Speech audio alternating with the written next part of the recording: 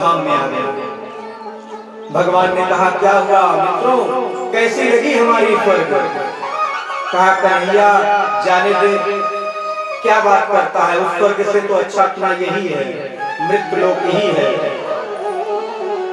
वहां कोई किसी से मुंह बात नहीं करता। या तो मैं तुम्हारे साथ खेल रहा हूँ, वहां तो कोई तुम्हारे पास नहीं जाने देगा। यही मति है हमारी। भगवान आए, यह जान भी गए ग्वाल वाले कि साक्षात नारायण है, फिर भी उनके साथ खेल कूद में जीवन बिता दिया। उनकी भक्ति नहीं पाई, उनकी कृपा नहीं दी। क्यों? गांधारी मैया ने श्राप दिया था भगवान को कुरुक्षेत्र में। मैया ने श्राप दिया कि कृष्ण हे कन्हैया, तुम चाहता तो ये महाभारत का युद्ध नहीं होता, मेरे 100 के 100 पुत्र मारे गए। अगर तू चाहता तो मेरे सारे पुत्र जीवित रहते, तेरे कारण ही मेरे पुत्रों का वध हुआ है। मैं पुत्र शोक से संतप्त हो रही हूँ, मैं तुम्हें श्राप देती हूँ। भगवान मुस्कुराए, कहा मैया तुम मुझे श्राप दोगी? मैया मुझे किसी का श्राप नहीं लगता, मैं श्राप ताप से परे हूँ। श्राप तो मुझे स्पर्श लेस मात्र स्पर्श नहीं कर सकता। लेकिन मैया मैं अपने भक्तों के तप को जब देखता हूँ, संतों के तप को देखता हूँ, तो उनके महत्व को, संतों के ज्ञान को, संतों के तप को देखकर मैं वो श्राप स्वयं स्वीकार कर लेता हूँ।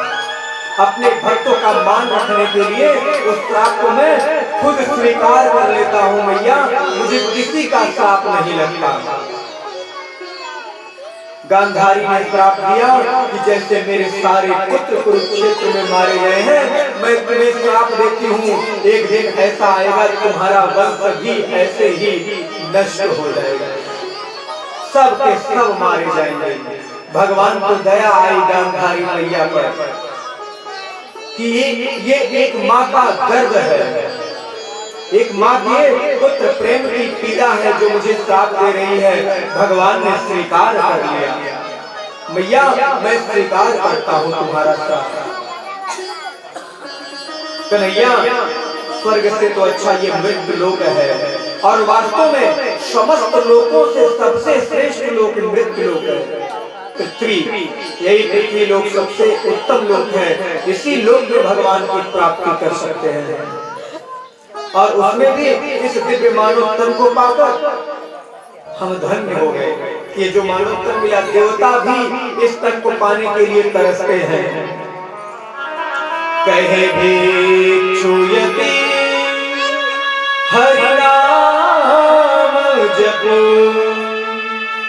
फिर ऐसा समय न आएगा, पाकर के कंचन सीताया, फिर हाथ मीज पछताना है।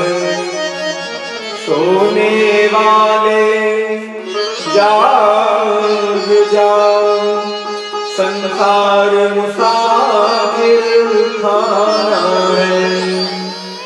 जैसे हम होटल जाते हैं तो एक दिन के लिए भाड़े पर रूम लेते हैं, वैसे ही ये भाड़े की शरीर मिली है भगवान की भक्ति करने के लिए। एक दिन ये शरीर छूट जाएगी। भगवान की भक्ति, जो जिस प्रकार से भगवान की भक्ति करेगा उसे उसी प्रकार की गति मिलेगी। निष्काम भाव से भगवान की स्तुति करें, भगवान की पूजा करें। इस तरह भगवान ने 28वें अध्याय में भगवान के पिताजी नंद बाबा एकादशी का व्रत रख रहे थे। एक दिन अर्धरात्रि में स्नान करने चले गए, ब्रह्मवश वरुण देवता के सारे सैनिक उन्हें पकड़कर वरुण लोक लेकर चले गए। ग्वाल बालों ने कहा कन्हैया तेरे पिताजी को वरुण लोक लेकर पकड़ कर ले गए।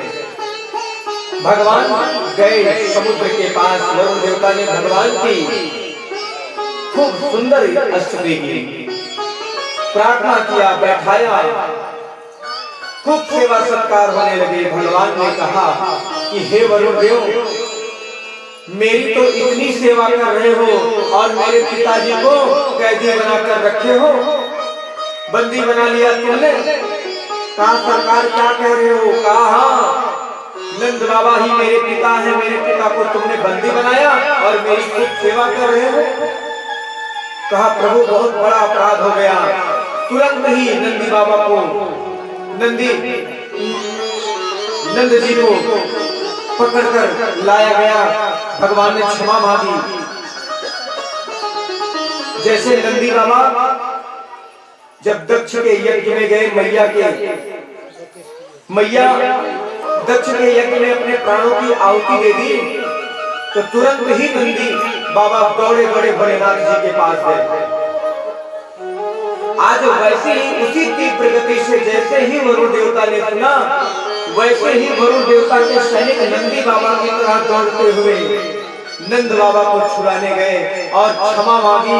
और बाबा आए, जब देखा कि मेरे बेटे का इतना ठाठ बाट है, तो नंद बाबा आए, यशोदा मैया से कहने लगे कि इतना कन्हैया साधारण इंसान नहीं, ये भगवान है। अरे वरुण देवता के सैनिक मुझे पकड़ कर ले गए, जब ये मुझे छुड़ाने आया तो साक्षात वरुण ही इसकी खूब सेवा कर रहे थे। इस तरह भगवान ने खूब सुंदर सुंदर लीलाएं की और एक एक भगवान के मन में आई कि चलो रास लीला करते हैं, चलो रास लीला करते हैं। भगवान पिता रात्रि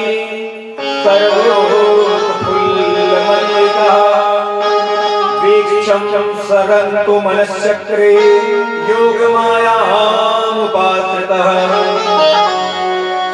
योग माया को अपना कर शरद पूर्णिमा की रात्रि में रमण करने की इच्छा से भगवान ने ऐसी बंसी बजाई, बंसी की तान जैसे पड़ी गोपियों के कान। गोपियां भूल गई अपना भान, निशम्य गीतम तदनार्वर्धनम व्रज स्त्रियः कृष्ण गृहीत मानसः। सारी गोपियां जैसे ही कानों में पड़ी, एक गोपी गाय बन रही थी, गैया को छोड़कर गोपी दौड़ चली भगवान की बंसी की तान सुनकर। चूल्हे पर दूध गर्म कर रही थी एक गोपी, दूध को खौलता छोड़कर भाग चली भगवान के पास, परमात्मा के पास। एक बच्चे को दूध पिला रही थी, अपने बच्चों को वहीं पटक कर भाग गई। भगवान के बंसी की तान सुनी। एक गोपी श्रृंगार कर रही थी, एक नेत्र में काजल लगाया और दूसरे नेत्र में बिना काजल लगाए भाग चली। सारी की सारी गोपियां रास लीला में सम्मिलित होने के लिए घनघोर जंगल में, जहाँ भगवान बंसी बजा रहे थे, पहुंची। भगवान ने गोपियों को देखा तो भगवान ने कहा स्वागतम वो महाभाग प्रियं किं करवाणि वा व्रजस्यानामयं कञ्चित् ब्रूतागमन कारणम्। आओ आओ गोपियों, हे गोपियां आओ, सबके सब आओ, तुम्हारा भव्य स्वागत है। सारी गोपियां आई, भगवान को प्रणाम करके उनके सामने खड़ी हो गई। भगवान ने कहा गोपियों, इतनी रात्रि में तुम इस घनघोर जंगल में क्यों आई? तुम्हारे आने का कारण क्या है? तब भगवान ने कहा अच्छा अब समझ गया, शरद पूर्णिमा की चंद्रमा को देखने आई हो क्या? गोपियों ने सिर हिलाया, नहीं नहीं, चंद्रमा देखना था तो छत पर चढ़कर नहीं देख लेते। कहा अच्छा अगर चंद्रमा नहीं देखने आई हो तो यहाँ से भाग जाओ, नहीं तो शेर भालू तुम्हें खा जाएंगे। सिर हिलाया, नहीं। कहा अच्छा पति से झगड़ा करके आई हो क्या? कहा नहीं नहीं, पति से झगड़ा करके क्यों आऊंगी। कहा अगर पति से झगड़ा करके आई हो तो देखो स्त्रियों का सर्वस्व पति ही होता है, इसलिए देवी पति से झगड़ा नहीं करना चाहिए। कहा अच्छा अच्छा, आप समझ में आया। तुम ना शरद पूर्णिमा की चंद्रमा को देखने आई हो, ना ही पति से झगड़ा करके आई हो, तुम मुझसे मिलने आई हो क्या? गोपियां सिर हिलाई, हाँ अब सही समझे। कहा तो देवी अगर तुम मुझसे मिलने आई हो तो मिलने का आनंद दूर से ही होता है। जानते ना पुरानी कहावत है, ज्यादा मिठाई में कीड़े पड़ते हैं, तो मिलने का आनंद दूर से ही होता है। इस तरह भगवान से गोपियां कहती हैं कि हे प्रभु आप तो इस तरह निष्ठुरता पूर्वक बात नहीं बोलना चाहिए। अरे हमने समस्त विषयों का त्याग करके तुम्हारी शरण में आई हूँ और आप इतने निष्ठुर वचन बोल रहे हो। अरे हमने सबका त्याग करके तुम्हारे शरण को ग्रहण किया और आप निष्ठुर वचन बोलकर हमें दुख प्रदान कर रहे हो। हे प्रभु आपके अधरामृत के अलौकिक रस प्रवाह में हमें सिंचित कीजिए। मैं आपकी कृपा को प्राप्त करने के लिए आई हूँ। सारी गोपियां भगवान के साथ यमुना जी के तट पर आई और भगवान ने उन गोपियों के साथ हाथ फैलाना, आलिंगन करना आदि क्रियाओं के द्वारा क्रीड़ा करने लगे। और भगवान से सम्मान प्राप्त करते ही गोपियों के मन में अहंकार आ गया। देखो तो अब ये हमारे बस में हो गया है, हम जैसा चाहेंगे अब ये वैसा ही करेगा। सारी गोपियों को अहंकार आ गया। भगवान ने देखा कि गोपियों को अहंकार आ गया, राधा जी को लेकर भगवान वहीं अंतर्ध्यान हो गए। राधा जी को कुछ दूर तक ले गए तो राधा जी को भी अहंकार आ गया कि बताओ इतनी सारी गोपियां थी, सारी गोपियों को छोड़कर केवल मुझे ही अपने साथ क्यों लिए। इसका मतलब ये और किसी से प्रेम नहीं करते, केवल मुझसे ही करते हैं। जैसे ही राधा जी के को घमंड आया, राधा जी ने कहा कन्हैया मैं चलते चलते थक गई हूँ, मुझे गोदी में उठा लो। भगवान ने अहंकार देखा तो भगवान ने क्या किया, कहा आओ देवी मेरी गोदी में आ जाओ। हाथ फैलाया और जैसे ही गोदी में बैठने के लिए मैया तैयार हुई, भगवान हाथ पीछे करके वहीं अंतर्ध्यान हो गए। राधा जी गिर पड़ी और नेत्रों से अश्रुपात होने लगा कि प्रभु मुझको छोड़कर चले गए। ये गोपियां हम ही आता है। जब हम भगवान की शरण में जाते हैं तो हमारे भगवान हमारे दुख को दूर कर देते हैं और फिर हमें क्या लगता है ये दुख हमने खुद दूर किए। भगवान की कृपा हुई तो ये सुंदर महल खड़ा हो गया, मकान बन गया। और अहंकार में हम लोगों से कहते फिरते हैं भैया किसका मकान है, फलाने का, किसने बनवाया, फलाने ने। हम इस संसार में किसी वस्तु को नहीं कह सकते कि ये वस्तु हमारी है। ब्रह्मा जी को भगवान की पूजा करनी थी। भगवान ने कहा मैं एक ही शर्त पर प्रसन्न होऊंगा, जब आप मेरी मनोरथ को पूर्ण करोगे। हे ब्रह्मा जी, लोग कहते हैं कि मैंने भगवान को ये चढ़ाया वो चढ़ाया, लेकिन आप मुझे ऐसी वस्तु चढ़ाओ जो आपकी सृष्टि में नहीं आती है। ब्रह्मा जी, जिसे आपने नहीं बनाया है वो वस्तु आप मुझे चढ़ाओ तो मैं आप पर प्रसन्न हो जाऊंगा। ब्रह्मा जी ने बहुत प्रयत्न किया, नहीं समझ में आया। तब भगवान ने वही पुराने दो शब्द बोले, कहा तप ब्रह्मा जी समझ गए कि हमारा जन्म जिस पर हुआ था, किस पर हुआ था? ब्रह्मा जी का जन्म कमल के पुष्प पर हुआ था। कमल का फूल ब्रह्मा जी की सृष्टि में नहीं आता, तो कमल के फूल को अर्पित करके भगवान विष्णु को प्रसन्न किया। और उसी तरह एक बार भगवान भोलेनाथ की पूजा नारायण कर रहे थे और एक कमल का फूल कम पड़ गया। तो यशोदा मैया भगवान को जब दुलार करती थी ना, तो कहती थी बेटा तुम्हारे नेत्र जैसे कमल के फूल। तो भगवान को याद आया कि मेरी मैया कहती थी मेरे नेत्र कमल के फूल जैसे हैं, तो क्यों ना यही नेत्र ही मैं भोलेनाथ को अर्पित कर दूं। भगवान ने अपने नेत्र निकालकर शिव जी को अर्पित कर दिए। भगवान भोलेनाथ प्रकट हो गए। कहा आज से आपका एक नाम और बढ़ गया। कहा क्या भोलेनाथ जी? कहा प्रेम से बोलिए कमल नयन भगवान की जय। तो हमें भगवान को वो वस्तु अर्पित करनी है जो हम कह सके कि हाँ हमने ये वस्तु अर्पित की है। वो वस्तु क्या है? अपना मन। अपने मन को ही भगवान में अर्पित कर दीजिए और संकल्प कीजिए कि प्रभु मैं सांसारिक कामनाओं को तो करूंगा, लेकिन सांसारिक कामनाओं से परे होकर आपकी भक्ति भी करूंगा, क्योंकि एकमात्र आप मेरे सहारे हैं। मेरा कोई न सहारा बिन तेरे, घनश्याम सवरिया मेरे।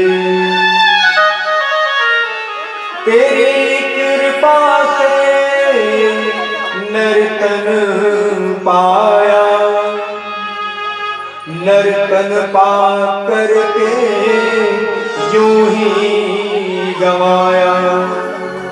अगर नर्तन शरीर का इस शरीर को आपने पाया है तो भगवान की भक्ति करें। इस तरह गोपियां जैसे रामचंद्र जी जानकी जी की खोज कर रहे थे और पूछ रहे थे, हे खग हे मृग मधुकर श्रेणी, क्या तुमने देखी सीता मृगनयनी।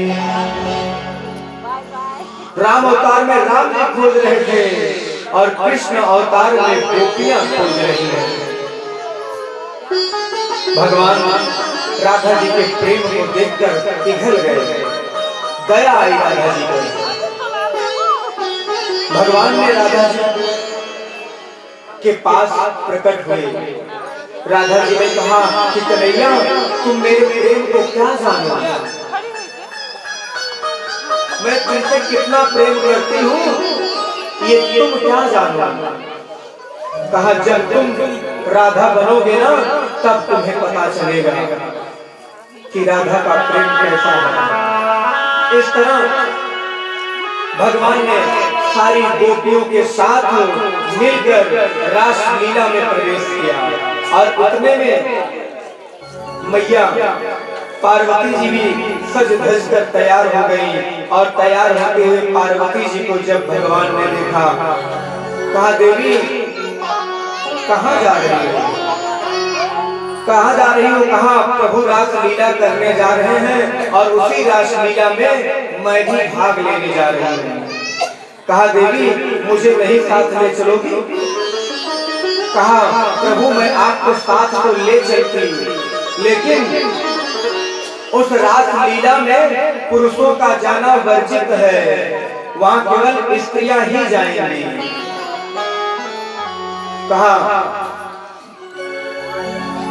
कहा मुझे भी साड़ी पहना दो, मेरा भी श्रृंगार कर दो।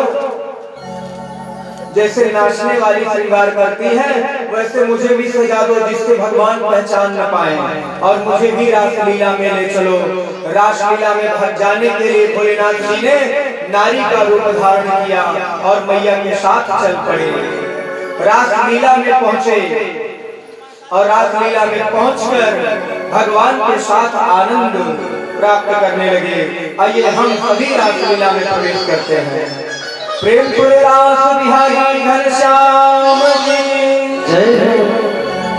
रास रचो है, रास रचो है, यमुना किनारे कन्हा रास रचो है, रास रचो है, रास रचो है, यमुना किनारे कन्हा रास रचो है, रास रचो है, रास रचो है, यमुना किनारे कन्हा रास रचो है, रास रचो है,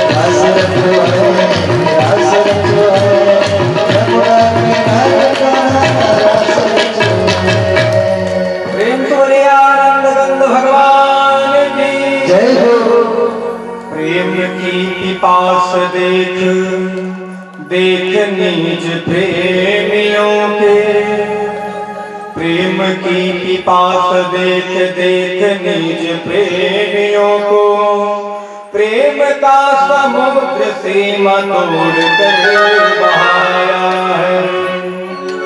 भावुक रसील जन भावुक रसील जन निराश न होंगे अब, भक्तों के वास हेतु वृंदावन बसाया है।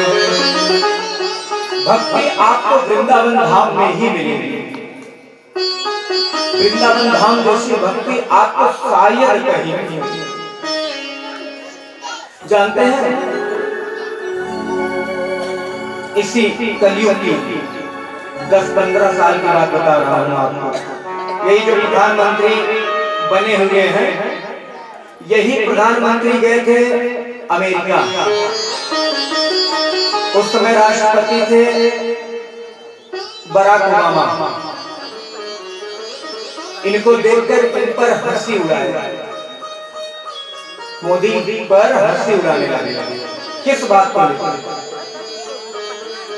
कहा, महाराज प्रधानमंत्री जी, आपके भारत की जो संस्कृति थी, जो खान पान था, जो रहन सहन था, जो पहनावा था, कितनी सुंदर थी। माताएं साड़ी पहनती थी,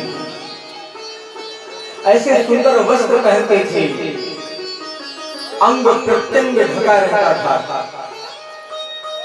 जब मैं आपके भारत में आया तो हमें देखकर बड़ी प्रसन्नता हुई कि जहां की नारी साड़ी पहनने के बाद साक्षात देवी नजर आती है, वहां के विचार कितने सुंदर होंगे। लेकिन महाराज, देखते ही देखते वही नारियां, वही कन्याएं जो हमारी विदेशी संस्कृति थी ना, उसको ग्रहण कर लिया।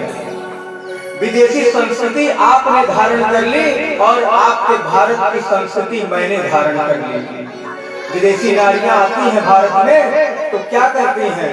साड़ी पहनकर लड्डू गोपाल को गोद में लेकर ब्रज की गलियों गलियों में भगवान के नाम का कीर्तन करती हैं। और हम उनके पहनावा को देखकर ऐसे ऐसे वस्त्र पहनकर हम टहलते हैं, जिसे वाणी के द्वारा व्यक्त नहीं किया जा सकता। यही कि आपकी संस्कृति मैंने ले ली और आपने हमारी संस्कृति ले ली। भारतवर्ष में स्त्री नहीं होती थी, औरत नहीं होती थी। भारत देश में नारी होती थी, देवियां होती थी। इतना सुंदर गोपियां यही तो कहती हैं कि हे प्रभु, आपके चरण कमल शरणागत जीवों के समस्त पापों को नष्ट करने वाले हैं। तव कथामृतम तप्त जीवनम कविभिरीडितम कल्मषापहम्। हे नाथ, आपकी जो ये कथा अमृत है ना, ये तप्त प्राणियों को अमृत के समान है।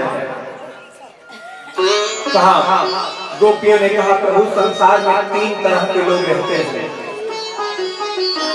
पहले जो प्रेम के बदले प्रेम करते हैं, जो पहले प्राणी है वो प्रेम के बदले प्रेम करते हैं, दिखाते हैं, देखा तू मानत है, हम मानत है, तो हमसे प्रेम करते हैं, हम तुमसे प्रेम करते हैं। जो प्रेम के बदले प्रेम करते हैं। दूसरे प्राणी में होते हैं जो अकारण प्रेम करते हैं। कौन है वो? माता पिता हैं, जिनका पुत्र से कोई स्वार्थ नहीं है, पुत्री से कोई स्वार्थ नहीं है, फिर भी अपने पुत्र और पुत्री का अकारण उनसे प्रेम करते हैं। और तीसरे वो हैं जो किसी से प्रेम नहीं करते, वो अपने में मस्त रहते हैं। जो अपने में जो प्रेम के बदले प्रेम करते हैं वो केवल व्यवहार करते हैं, दिखावा करते हैं। और जो अकारण प्रेम करते हैं वो केवल सिर्फ माता पिता हैं। और जो किसी से प्रेम नहीं करते वो 3 प्रकार के होते हैं, जो किसी से प्रेम नहीं करते। एक आत्मा राम, आपन भला भला जन्माई, दूसरे भला धुने से नहीं। जो आत्मा राम है अपना मस्त अपना काम बनता और भाड़ में जाए जनता। आत्मा राम है। एक आप के काम होते हैं केवल अपना काम बन जाए, दुनिया जाए भाड़ में। एक अकृतज्ञ होते हैं, गुरुद्रोही। जब गुरु से काम पड़े तो खूब मीठा मीठा बोलकर गुरु से अपना काम बना ले, और जैसे ही गुरु से काम बन जाए गुरु जी जाए अपने रास्ते, अब तो हमारा काम हो गया। वे गुरुद्रोही होते हैं। ऐसे प्राणियों का किसी जीवन में किसी युग में कल्याण नहीं होता। इसलिए प्रभु आपके भक्तिमयी लीलामयी कथा ही इन कलयुग के कलुषित प्राणियों का कल्याण करने के लिए अमृत के समान है। इसीलिए इस संसार में जो भी आया है वो सब एक दिन चले जाएंगे, और जिस चीज के पीछे, जिस वस्तु के पीछे हम सभी भाग रहे हैं ना, वो हमारे काम नहीं आने वाला है। हमारे साथ हमारे काम केवल भगवान की भक्ति आएगी। मनुष्य को अपने जीवन में नियम बनाना चाहिए। प्रातः काल उठे तो भगवान को प्रणाम करें, माता पिता को प्रणाम करें कि प्रभु आज मैं फिर प्रातः कालीन लीला में कार्य के लिए कर प्रणाम तेरे चरणों में लगता हूँ अब तेरे काज। हे प्रभु, आपके श्री चरणों में प्रेम प्रणाम करके प्रेम करके मैं आपके कार्य को करने के लिए लग रहा हूँ। आप मेरा मंगल करें, कल्याण करें। इस तरह इस बात को याद रखिए हमेशा। जगत में कोई न परमानेंट, जगत में कोई न परमानेंट, जगत में कोई न परमानेंट, जगत में कोई न परमानेंट। तेल चमेली सावन शैम्पू, तेल चमेली सावन शैम्पू, चाहे लगा लो सेंट, जगत में कोई न परमानेंट, जगत में कोई न परमानेंट। तेरे चमेली सावन शैम्पू, तेरे चमेली सावन शैम्पू, चाहे लगा लो सेंट, जगत में कोई न परमानेंट, जगत में कोई न परमानेंट। आवागमन लगी दुनिया में, जगत है रेस्टोरेंट रे प्यारे, जगत है रेस्टोरेंट प्यारे, जगत है रेस्टोरेंट। आवागमन लगी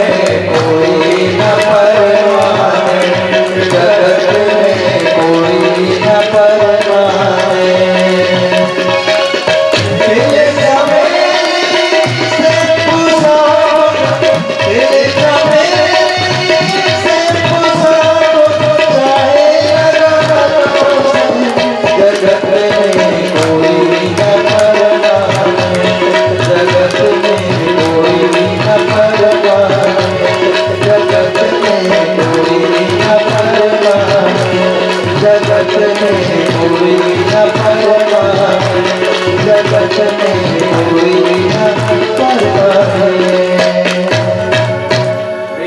आनंद कंद भगवान की जय, मुरली मनोहर घनश्याम की जय, जय जय श्री राधे। इस तरह एक बार नंद बाबा ब्रजवासियों को लेकर अंबिका वन में गए। वहां सबने भगवान शंकर एवं माता पार्वती जी की पूजा की।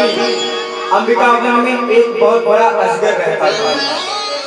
उसने नंद बाबा को पकड़ लिया। तब भगवान ने उसे अपने चरणों का स्पर्श कराया। वह शरीर त्याग करके सुंदर रूप में परिणत हो गया। कहा, मेरा नाम सुदर्शन है, मैं बहुत सुंदर था।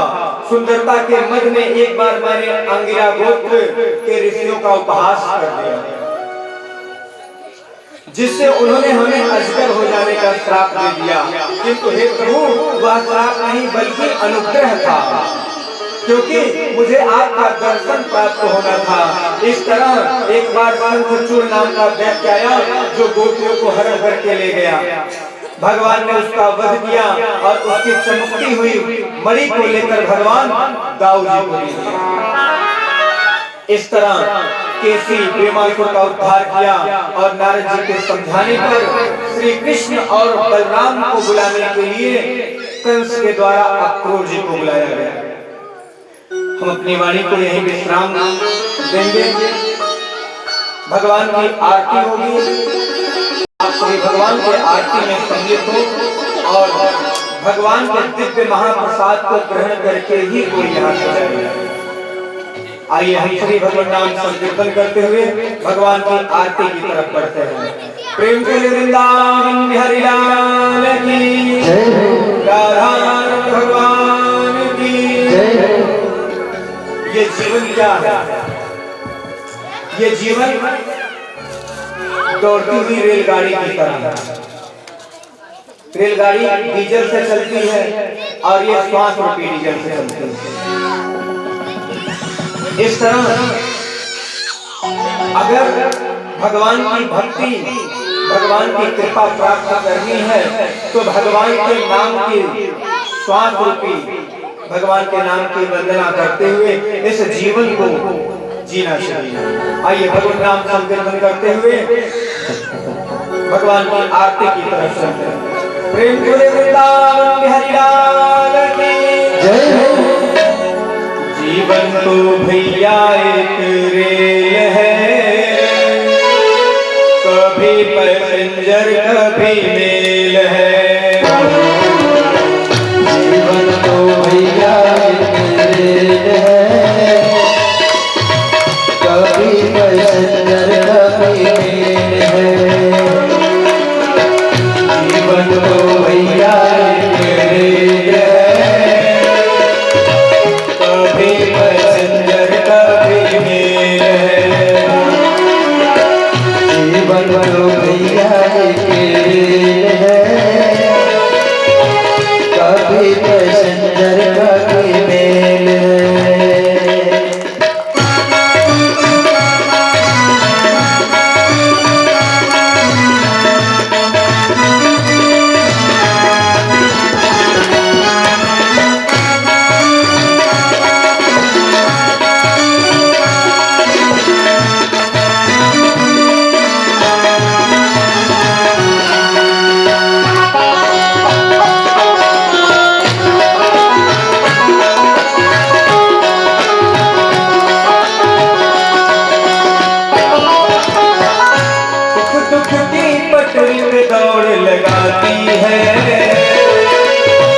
मंजिल तक हमको ये पहुंचाती है। सुख दुख की पटरी पे दौड़ लगाती है, मंजिल तक हमको ये पहुंचाती है। सुख दुख की पटरी पे दौड़ लगाती है, मंजिल तक हमको ये पहुंचाती है। सुख दुख की पटरी पे दौड़ लगाती है, मंजिल तक हमको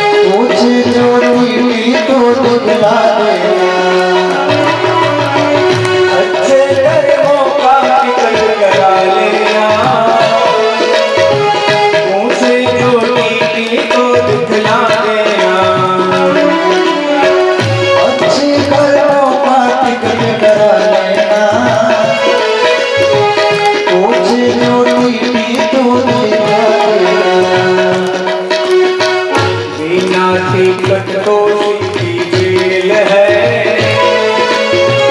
कभी पैसेंजर कभी मेल है। बिना टिकट काशी की जेल है, कभी पैसेंजर कभी मेल है। बिना टिकट काशी की जेल है, कभी पैसेंजर कभी मेल है। रिश्ते बनते और बिगड़ते हैं, यात्री जो चढ़ते और उतरते हैं। रिश्ते बनते हैं और बिगड़ते हैं, यात्री जो चढ़ते और उतरते हैं। भैया ये सिग्नल का ही खेल है, कभी पैसेंजर कभी मेल है। भैया ये सिग्नल का ही खेल है, कभी पैसेंजर कभी मेल है। भैया ये सिग्नल का ही खेल है, कभी पैसेंजर कभी मेल है। भैया कभी पैसेंजर कभी मेल है। जीवन तो भैया है, कभी पैसेंजर कभी मेल है।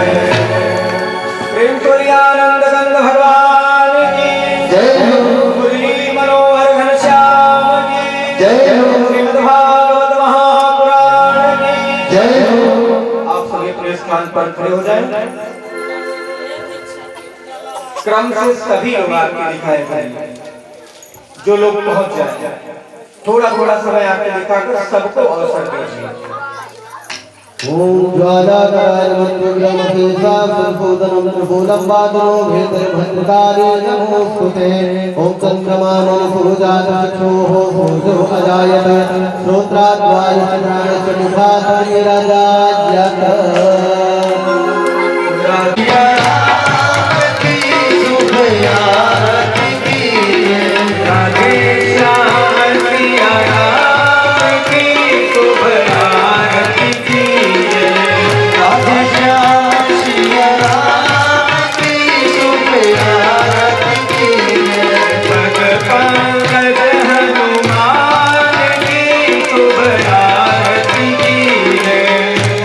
पंकज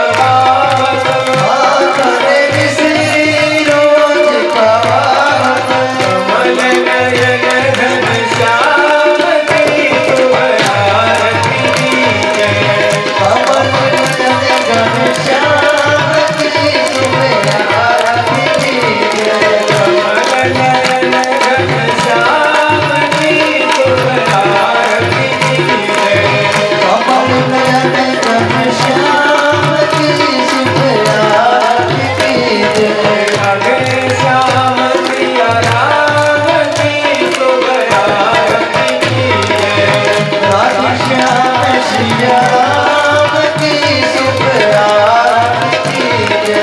मंगल करता सब दुख हरता, मंगल करता सब दुख हरता, मंगल करता सब दुख हरता, मंगल करता सब दुख हरता।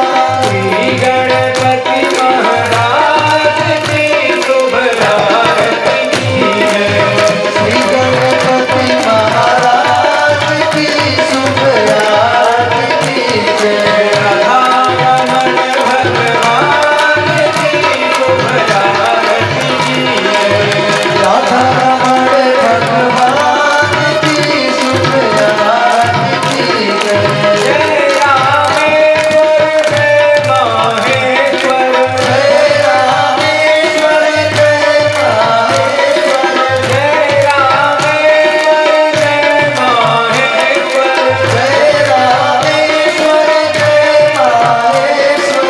काशीपति विश्वनाथ की शुभ आरती कीजिए। काशीपति विश्वनाथ की शुभ आरती कीजिए। गौरी शंकर भगवान की शुभ आरती कीजिए। गौरी शंकर भगवान की शुभ आरती कीजिए। मन के दाता बुद्धि प्रदाता, मन के दाता बुद्धि प्रदाता, मन के दाता बुद्धि प्रदाता, मन के दाता बुद्धि प्रदाता। पवन पुत्र हनुमान की शुभ आरती कीजिए। पवन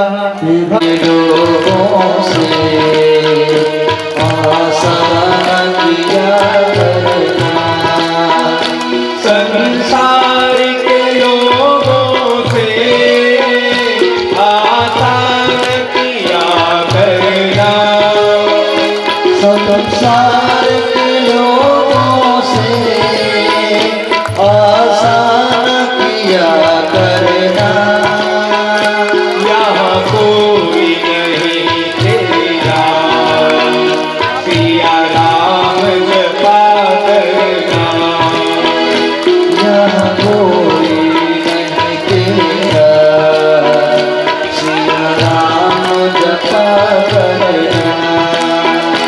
जीवन के समंदर में तूफान भी आते हैं, जीवन के समंदर में तूफान भी आते हैं।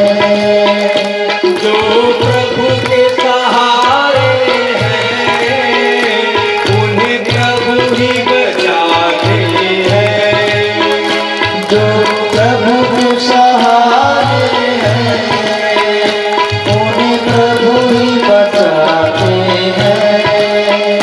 भगवान भी कहते हैं, भगवान भी कहते हैं, जीवों पे दया करना, भगवान की करते हैं, जीवों को दया करना।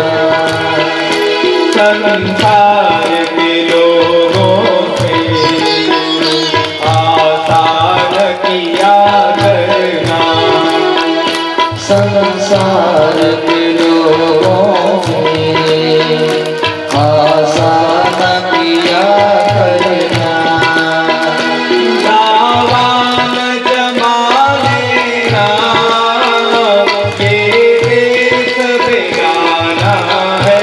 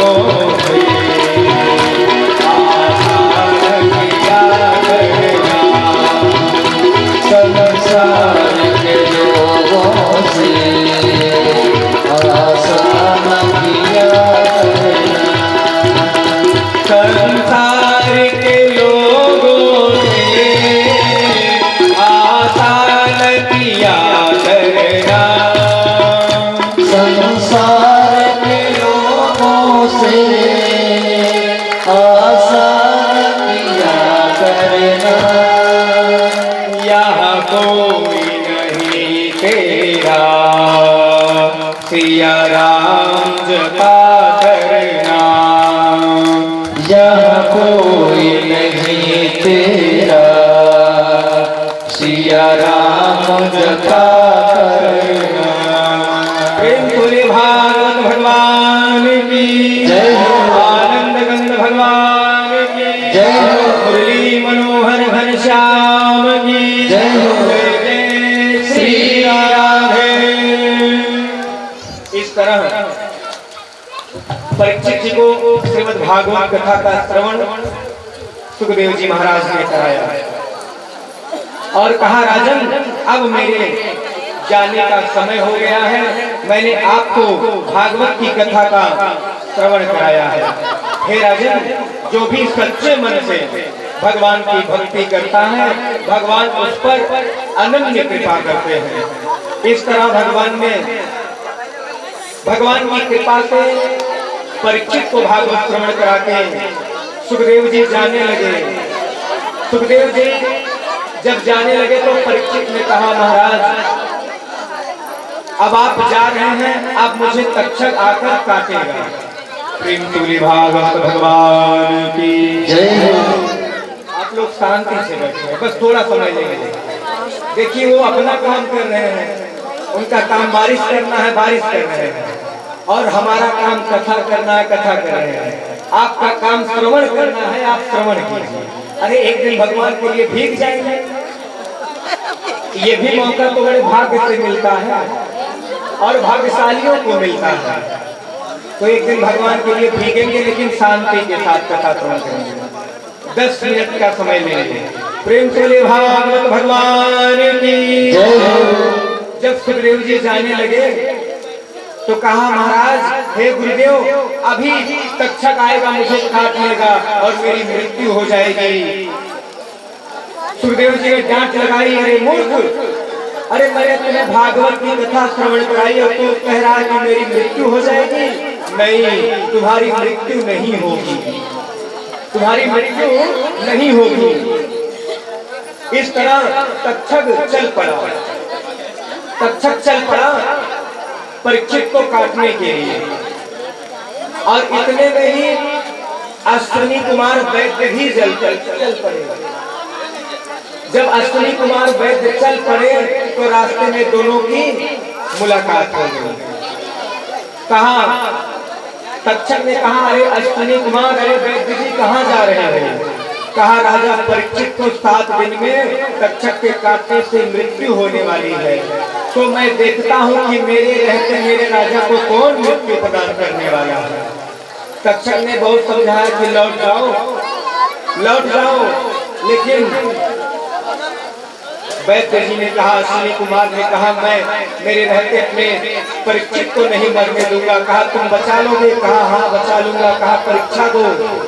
तक्षक ने एक पीपल के पेड़ में काटा, पीपल का पेड़ सूख गया, काटते ही सूख गया, और वैद्य जी ने औषधि निकाली, औषधि लगाते ही वह हरा भरा हो गया।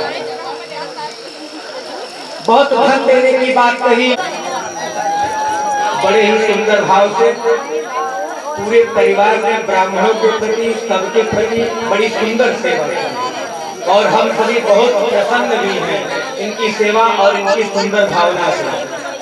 आप सभी से एक बात और कहना चाहते हैं, हमारे ब्राह्मण के द्वारा या हमारे द्वारा, हमारी वाणी के द्वारा अगर आप सबको कोई भी कष्ट हुआ हो, हमारे बागपुर के द्वारा कोई भी आप लोगों को कष्ट हुआ हो, तो हम इन सब की तरफ से आप लोगों से क्षमा मांगते हैं। हमारा धर्म था कि आप लोगों को सन्मार्ग पर लाने के लिए चाहे कटु वचन का और चाहे प्रेम रूपी वचन के द्वारा आपको सन्मार्ग पर लाना था। अगर उससे आपको कोई भी दुख प्राप्त हुआ हो, उसके लिए हम आप सभी से क्षमा मांगते हैं। प्रेम से भागवत भगवान की आनंद गंग भगवान की मुरली मनोहर घनश्याम की श्री राधे। इधर से आओ, इधर से। वन्नम पायो रे तो उपमा सुधत्त भगवान की आरती अति पावन पुराण की आरती अति पावन पुराण की धर्म भक्ति विज्ञान खान की धर्म भक्ति ज्ञान खान की आरती अति पावन पुराण की आरती अति पावन पुराण की धर्म भक्ति विज्ञान खान की धर्म भक्ति विज्ञान खान की महापुराण भागवत निर्मल महापुराण भागवत निर्मल सुख मुख विगलित निगम कल्प फल सुख मुख विगलित निगम कल्प फल परमानंद सुधार समय कल परमानंद सुधारशमय फल लीला रस रस निधान की लीला रति रस निधान की आरती अति पावन पुराण की आरती अति पावन पुराण की धर्म भक्ति विज्ञान खान की धर्म भक्ति विज्ञान खान की कलिमल मथन कृपाप निवारिणी परिमल मथन त्रिपात निवारिणी जन्म मृत्युमय भव भयहारिणी जन्म मृत्यु भय भय भयहारिणी सेवक सतत सकल सुखकारिणी सेवक सतत सकल सुखकारिणी तुम हो सभी हरि चरित गान की तुम हो सती हर चरित गान की आरती अति पावन पुराण की आरती अति पावन पुराण की धर्म भक्ति विज्ञान खान की धर्म भक्ति विज्ञान खान की विषय विलास विमोह विनाशिनी विषय विलास विमोह विनाशिनी विमल विराग विवेक विकासिनी विमल विराग विवेक विनाशिनी भगवत तत्व रहस्य प्रकाशिनी भगवत तात्विकं नमामि त्वमेव माता च पिता त्वमेव त्वमेव बन्धुश्च सखा त्वमेव